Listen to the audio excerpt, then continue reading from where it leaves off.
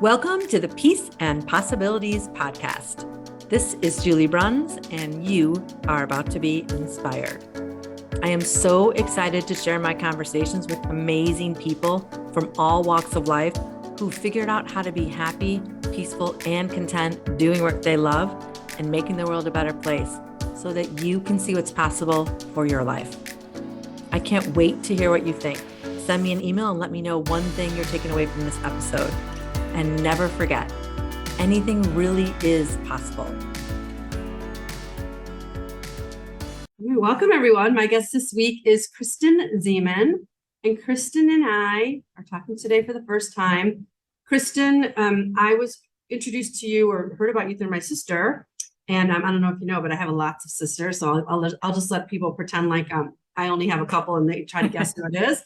And she said, oh, I have this friend, or this is a long lost friend. It came up in a conversation. We were together in person. And she said, oh, this person I noticed wrote a book. And I said, really? And she said, yeah. And I said, I'm a big reader. I wrote a book, but I also love reading too. And she's not a huge reader. And she's like, oh, you should check out the book. And I'm like, I will check out the book. She's a big audio person. But anyway, I said, well, let me look at it. So I looked you up on LinkedIn and I connected with you. And so here we are. And so I knew that you wrote a book and I knew that you have had a long career, but I was like, okay, for someone to write about it and to teach about it and teach lessons from it has to be, it's very rewarding. I know just from writing my own book, but just to like look back at your life and then pay it forward by offering lessons and stuff. I was like, okay, I have to talk to her. So I'm happy you're here and excited to talk to you. Yeah, well, thank you so much for having me. Thanks to your sister, your mysterious sister, for connecting us. Yeah, we'll just leave some mystery surrounding that. No, I really appreciate it. I'd love to have this conversation. Awesome, thank you. So, tell everyone what you do now, what you've done, when you were growing up, what you saw yourself, what kind of career you saw yourself with, and did you always? First of all, I really would like to know, selfishly, did you always see yourself think about writing a book? Or was the career that the thing that the catalyst to write the book? And then did you always see yourself with the career that you had? Wow. Yeah. So I actually just retired with 30 years in law enforcement. I graduated from high school at the tender age of 17, and I started as a police cadet at like literally a month later. Wow. So I have been a cop for 27 years sworn. And did I always want to be a police officer? The answer is, oh my God, yes. Since I was a little girl, I had a father who was in law enforcement. And so I learned early on that I actually didn't even understand what he did, but here's an example. I'm 10 years old and I'm in my dad's car and he's off duty and he says, don't move, stay in the car. I'm like, okay. And he gets out of the car and he goes and pulls people out of a car accident. Two cars had crashed. He was like pulling people out of the cars and laying them on the street. And I was watching from my station wagon window and I was like, whoa, that's crazy. That's my dad. And all these other cars were whizzing by. Mm-hmm. And another thing happened, same thing. I knew the drill, stay in the car. And I watched my dad wrestle keys from a guy who had just plowed into a toll booth with his car. And he was a drunk driver. And my dad was wrestling the keys from him. And the toll booth driver was like, I'm calling the police. And I remember yelling, my dad is the police. And it was in that moment that I was like, okay, I get it. I get what first responders do. They run towards things that are even scary that other people run away from. And so by the age of 12 years old, I was solidified in my career decision. I always wanted to be a police officer. So that's how it started. The book, awesome. It's interesting too, because like, do you have siblings? No, an only child. Oh, okay. I was wondering, like, if someone else from the same, I have a lot of them, so I'm always curious about this. The same kid from this kid from the same family would have seen that and been scared. Yeah, you weren't. You know, it's probably not always the same reaction. I saw that. I don't want to do that because that looks too scary. And you're like, I want to help people. He's helping people. I want to help people. Yeah. It's interesting that that was your reaction, And that's so especially at interesting 10. that, yeah, that's so interesting that you say that, because that is truly, and there's nothing wrong with that. We as human beings fall into three categories. We fall into the fight, flight, or freeze. And it's the action oriented people that typically are drawn to these kinds of professions that, whether it be an EMT, a firefighter, just even an ER, nurse, doctor, like that Mhm. high adrenaline kind of thing. And it really is, it does take a specific personality. So you're so right. Other people could look at that and say, oh yeah, no, that's absolutely what I don't want to do. And, and for me, it completely validated what I wanted to do. I bet your parents were nervous for you though, as a 17-year-old going out and doing it. I know Yeah. I would be, I have two boys, but I know I would be, boy or girl, I would be nervous. Yeah, I don't, and you know what? I asked my dad that, especially when I got into it, I said, "Were you ever scared?" Or, and he said no, because he'd done it, and I think that's just it. I think my mom was, but for him, it was, you just don't really feel that, you don't, or at least you don't stop and contemplate that fear, because if you do, then you really shouldn't be in Yeah. as a You're first gonna responder. not Yeah, make sound decisions, and yeah, I can imagine. Yeah. yeah, So hmm fascinating. Okay. hmm So 30 years, 30 plus years is a long time to be in one career. It's a long time to be working at all in anything. But hmm for one career, what especially, so I'm sure you climbed up the ranks, and hmm what did you what did you what do you attribute all of your success to? So staying in it for that long, number one, and then being in it a long time and continuing to climb up the ladder, because not everyone does that. Some people just stay stagnant.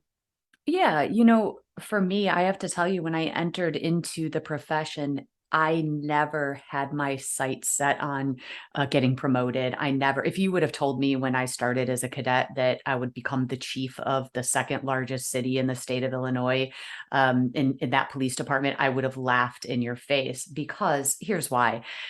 There were no women of rank when I started in my police department. It was very much a man's world. And so it never occurred to me. It just, I didn't have those aspirations because I didn't see them. And Ooh, that's why I have come to understand that visibility matters. Being a first at something really sets the stage for others who have those aspirations or even possibilities. And for me, it wasn't possible because I didn't see it, and you don't know what you don't know. And so during my patrol years, several females got promoted to sergeant.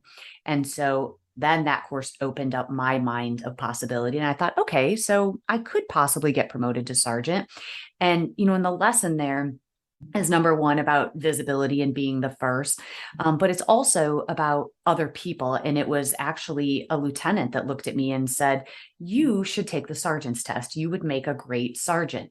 And I remember doing that thing where I like looked to my left and right, I was like, are you talking to me? uh, And it just really underscores that people see things in you that you don't see in yourself, and you need to really believe them, right? Because we're our own worst critic. And so mhm. once he said that, it to me, it opened up the door in my mind.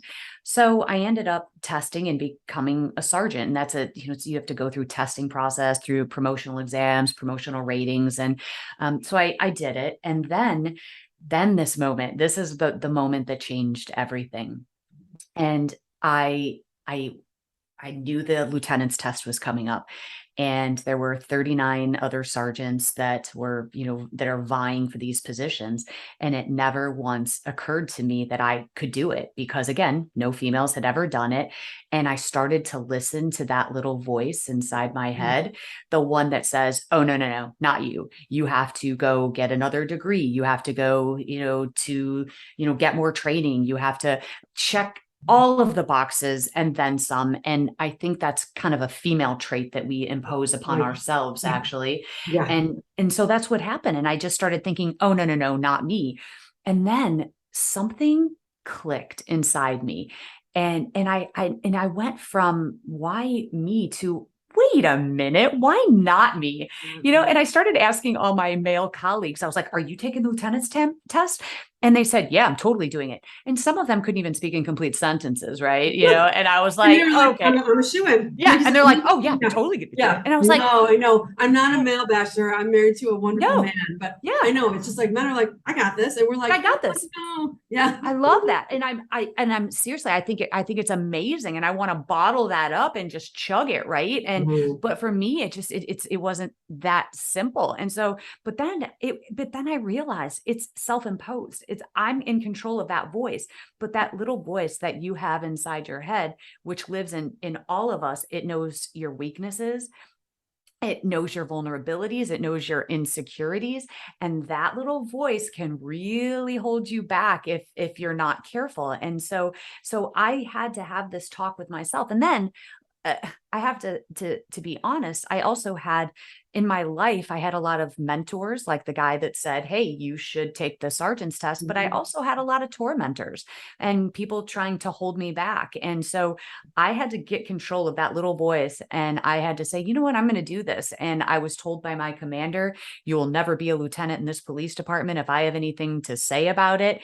And I remember him almost winning over that little voice and almost convincing me not to do it.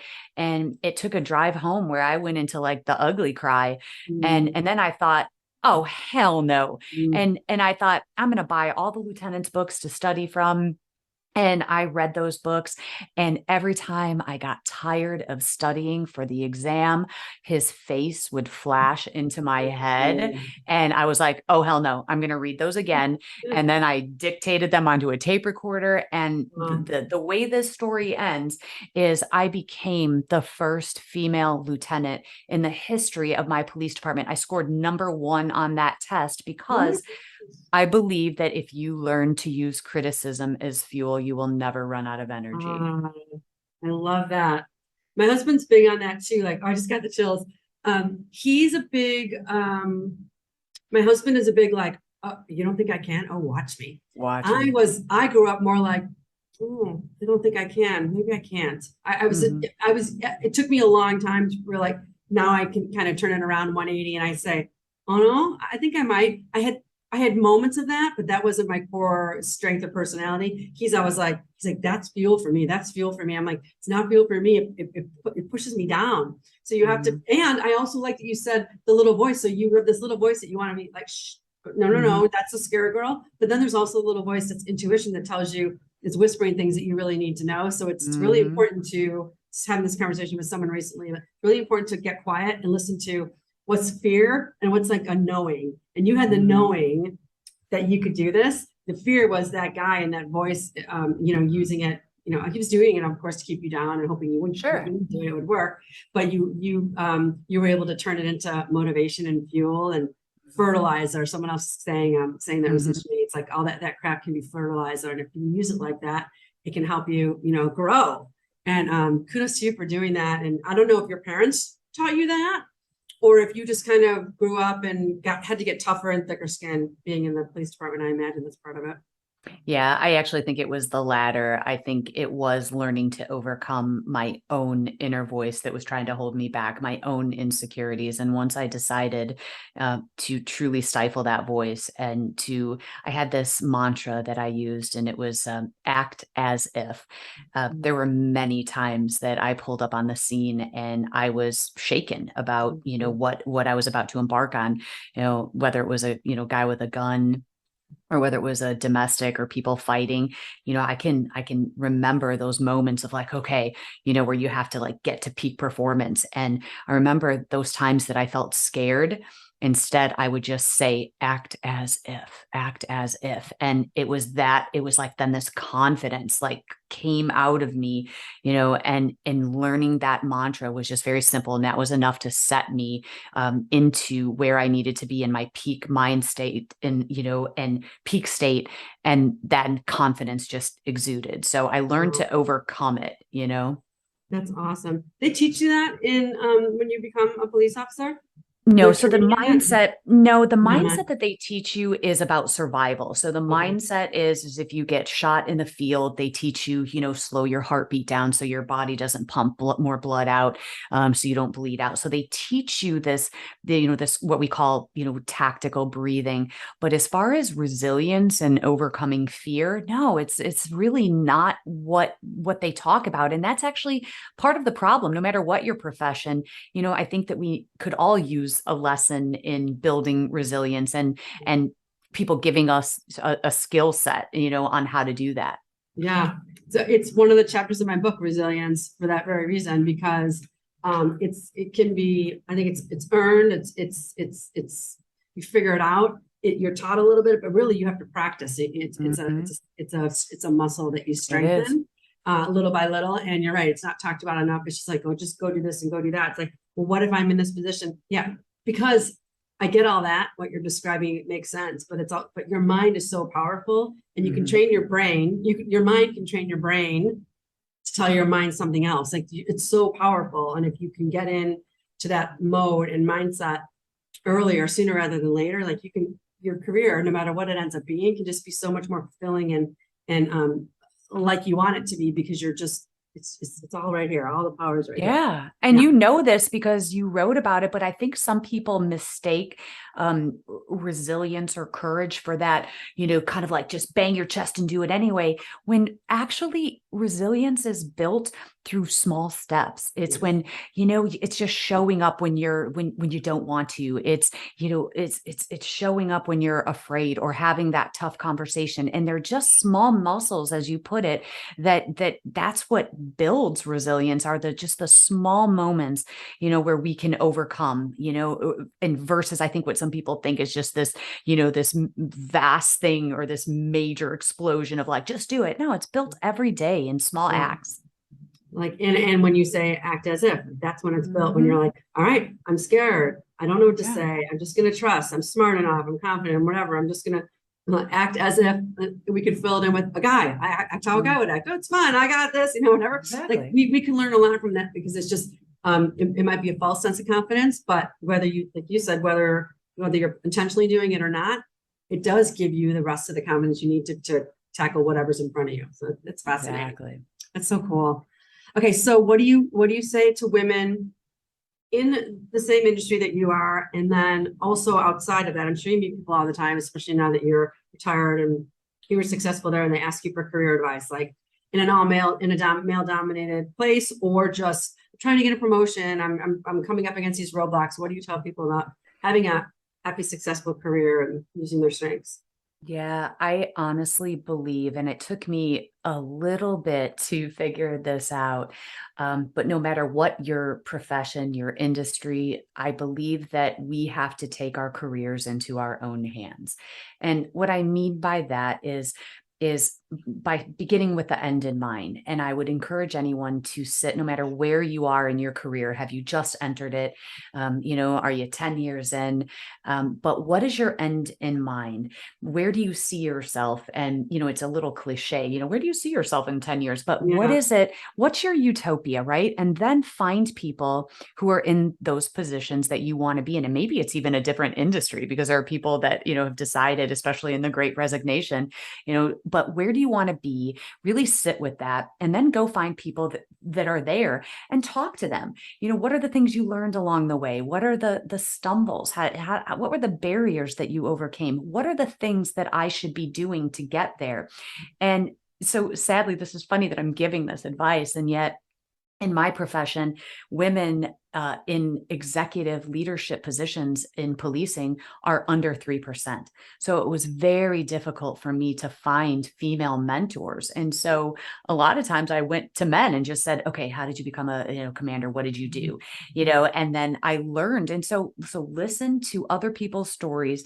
But at the end of the day, it's your path, it's your story.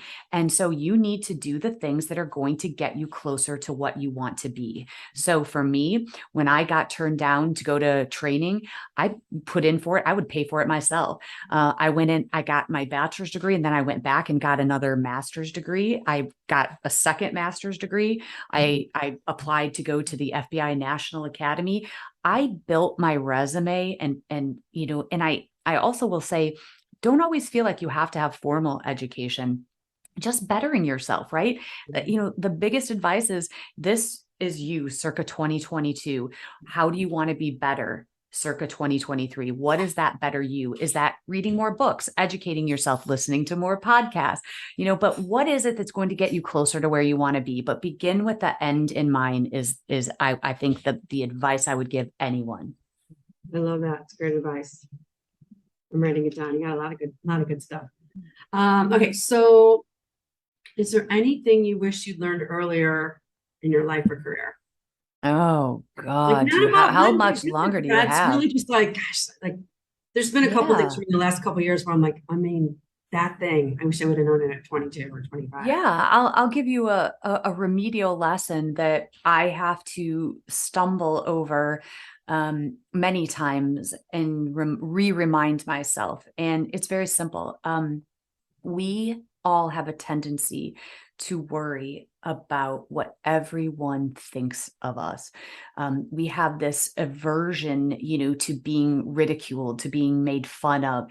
And that's what holds us back as well, is we're so worried about what they will think. And I will tell you the day that changed everything for me, the trajectory of my career and the decisions I was making in my life is one day I sat down and I was a boss at this time and I was about to make a decision and I was like, oh, what are they going to think? And then I stopped myself and I said, who is this they and why do you give them so much power? Mhm. And then I took a page out of Brene Brown's book, Brene Brown, the author, where she said that and she wrote down on a piece of paper all the people in her life that actually mattered. And those people to me, that's exactly what I did. I wrote down on a piece of paper the people who care about me, who genuinely want me to succeed and to do better. And also the people who call me on my bullshit, the people that look at me and say, hey, this is not the best of you. What's going on? Those people, I wrote down their names and they're comprised of my close family, my tribe members. I call them my personal board of directors. Mhm. And I realized in that moment that all of the theys I was worried about are the people who are sitting on the sidelines doing nothing of value. They're just noise and they're critics. And that once I learned that, and that was a lesson from Brene Brown, is once I learned that and applied it to my own life, every time I start to worry about what are they going to think. And especially now I'm done with my career, but I'm embarking on new things, writing a book. And that was really hard because my book is very vulnerable. And I remember as I was writing it, I was like, oh man, what are they going to think? And then I did it again. And I thought, here you go. It's like my default. What are they going to think? And I get my piece of paper out and I look at my list of days. And I know if what I'm about to do is going to make them proud, then I am good all day. And I just wish people would stop worrying about what they are going to think. I love that. They's always, my husband said that to me sometimes too. He's like, who's they? Like, that's something you put on yourself. No one, Yeah. no one's telling you that. I'm not telling you that. I love you. I'm not telling you that. You're telling that to yourself, or you're thinking about when you were 10 years old and your mom or dad may have been telling you that or whatever. Yeah. They're not around anymore. They're not telling you what to do. It's all on you, and you're making it's an excuse. It's like, no, it's an excuse. You're afraid to do the thing or say the thing. So you make an excuse and you say it's they. And really at the end of the day, like I said, who cares what they think? Yeah. You're not doing it for them. You're doing it for all these other people that love you and that would be proud of you, and for yourself, because it's the right thing. Yeah, we pause. I think women do that more too, where we pause and we're like, oh, I don't know. It's like, I'm in a point in my career where I'm more like you, where I know what I'm worth. I know what I have. I know what I know. I know what I don't know. I'm happy to always say I don't know, but I know that what I can share is worthy and valuable and whatever. And if someone is gonna, usually I've already seen it, this year, usually if it's people that are calling you out on something, it's because of something you're doing that's good. It's not really because they're not really criticizing you. They're actually calling you out because they're afraid that what you're going to do is going to outshine them or make them look not so great or whatever it is. And it's like, I don't worry about that anymore either, because it's not my problem. Like, what's that saying? What the other people think of you is not my problem. What other people think of me is not my problem. It's their problem. Yeah. Um, Or yeah, playing small, to your point, yeah, or then you start to play small because, of outshining someone else, until you stop and say, whoa, wait a minute, there's enough shine for everybody. But I'm going to take that concept one step further for those out there who are maybe in leadership positions, because, that's a personal mantra that I have, or, who are my theys. But when you're making a decision, perhaps for an organization, and you are in a position where you are a decision maker, you are going to upset people just by the nature of decision making and the nature of organizations. That they applies there. But the one step that I would take it further is you ask yourself 3 questions. Am I doing the right thing for the right reasons at the right time? And if you answer yes to each of those questions, then you must proceed, even if people in your organization get upset, because that's truly where leadership is. You've got to have that backbone and that courage, and you have to understand that you're going to upset people in the process of decision making. So those 2 things are the things that I've had to grapple with over and over again, and I have to revisit them because I'm remedial. yeah. I also think that those questions are easily answered. Like they're not necessarily easy answers, but they're easily Mm-hmm. answered. You know, when you ask yourself when you're quiet for a minute if you're doing the right thing. And if you have Yep. to pause, you have to be like, okay, then it's not right. It's not right, and or it's not the right time or whatever. I Yeah. remember, during the pandemic, I have friends that are teachers. One's in administration, they're both long-term educators. And I remember, my kids aren't young in school anymore. One's in college and the other's graduated, but I remember thinking, because I have a degree in teaching, I'm like, if I had to be teaching right now, it's insane. And they had to make all these decisions throughout the pandemic based on just the facts that everyone else was making things, heads of companies, et cetera.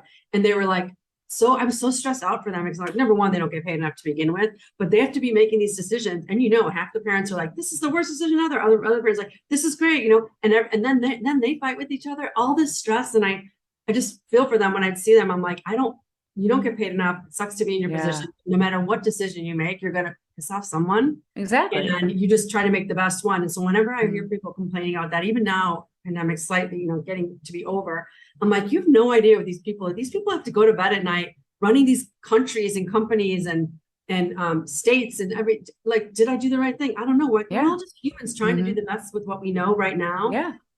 And you don't like it, go and change something, go run for government, go be a boss somewhere. But But they won't. yeah, No, but they won't, because it's so no, much easier it's easier to to complain. stand on the sidelines and Yeah, complain just about someone exactly. else. Yeah. Yeah, And that's and the it's just problem. so And unfortunate. It's Mhm. like, I don't want to be in their shoes. Someone has to make these, governmental decisions and decide. It's just insane what has to happen for things to run well. Mhm. So I'm always just like, thank you for being the Mhm. one that's doing it and going out there and on a limb, because you probably aren't well liked, and I don't Mhm. want to be in that position. I wouldn't want all that pressure, but it takes a certain strength that I couldn't do it. But the people that can, I'm just like, thank you. And when I stop, I live in the city now. I lived in the suburbs almost our whole lives, but we moved down to downtown the last couple of years. And whenever I see police officers driving in cars, whatever, and their windows are down, first of all, I'm like, I can't believe your windows down. You're just like driving, Mhm. sitting at the stoplight. But I always say, thank you, thank you. And they're like, I Mhm. stop them. Thank you for keeping us safe. Thank you for risking your life out here. Thank you for doing all these things that I'm not brave enough to do. I love And that. Then that they're like, makes, thank you. They just say yeah. thank you. And I was going to ask you what we should be doing to encourage them, but that's what I do. When I see them, I try to buy them stuff, and they never, I'm like, can I buy you a cup of coffee if I see them in line? No, we're No. not allowed to do Yeah. that. I'm like, but I want to. Can I, no, thank you, but no. And the gesture's great, whatever. But No, when you just say that, just think about anybody in the acknowledgement and recognition. Imagine, your boss walking up to you and saying, "Hey, you did a great job in that meeting today. You really right, rocked it, right?" You sit up a little taller. It's no right, different than a police officer who's out right, there. When you say, "Hey, thanks for being out here. Thank you so much for what you do." It makes people sit up a little taller, and good. that's the best thing that you can do. Good. That's how I feel. Like I want to give them a big hug, and I don't want to. Can I give you a hug? They're probably like, no, don't give me a hug. Don't touch me. Yeah, but I see them, especially when I see young women. I'm like, oh my gosh, like, Yeah. oh, Yeah. and, it has to be someone, right? Okay, so I have one final question for you. What's one Okay. new thing you're taking? One new thing, insight, something that you're taking away from our conversation today? So I think that, insights, well, gosh, I think it's kind of about the courage to do something different, right? So, it's like you mentioned, you wrote a book, you're hosting a podcast, all of the things that, that feed our creative side.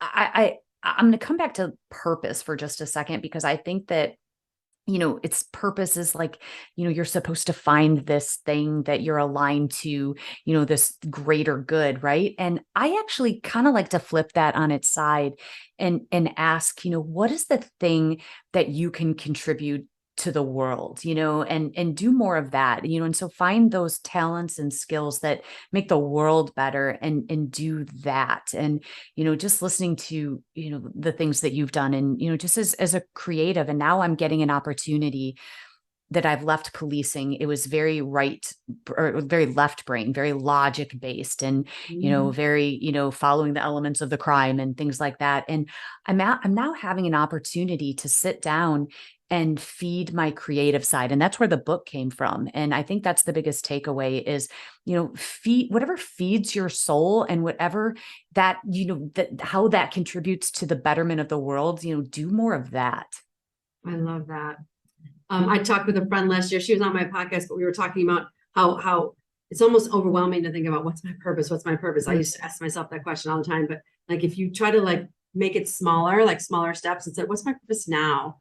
Like maybe my purpose now. I remember when I was a young mother, and my dad he's not with us anymore, but he was always just like very insightful, and he'd like come back with you have a question, but he'd like, let me think about that. And he'd come back with like we had great conversations. And I'm like, I was like, what's my purpose? My career is like your purpose with your career. Like your purpose right now is just to be a great mom. Like, why can't that just be your purpose? And I remember thinking, oh, because I just wanted to have a career. I didn't know I was going to be a mom. It was like, it was a surprise. That was for later. It happened before I was ready. And he said, why can't that just be your purpose? Why is that not enough? And I'm like, oh, it's just for now. And he was like, for now, it doesn't have to be, you're a mom forever, but right now, this, think about it like this is your really good job. And to do it all now. And it was just like the one little comment I needed, the one different perspective I needed to think about it in that way. It's probably what my husband had said to me a million times too, but when my dad said that, he thought a little bit more, knew what I needed to hear. And he was like, just for now, like you have these degrees, you can go use them later, just a little bit now, and then just do this for now. It's like, oh, okay. But it's important to have someone to talk to, whether it's your parent or your spouse or friends, smart mentors. To ask them these questions and to help you grapple. Like at the end of the day, you have to make the decision, and you really usually do know. You think about it enough and talk about it enough.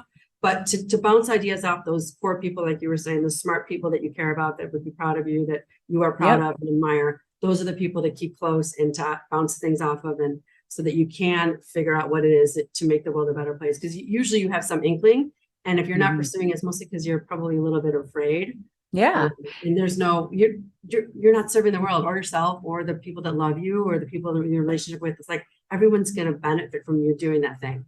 Yeah, for sure. You just described what, purpose, what I call big P, little p, is that it's not this thing where the sun shines down or the heavens open up and, this is your purpose.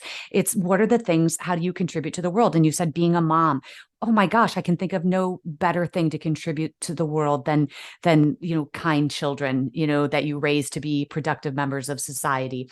And right now, my little P is sitting down and writing this book and trying to teach people and share all the lessons in failing and success, and all the life lessons that I've learned in my memoir, and hoping that they can take something from it and apply it to their own lives. And that is what my little P is right now.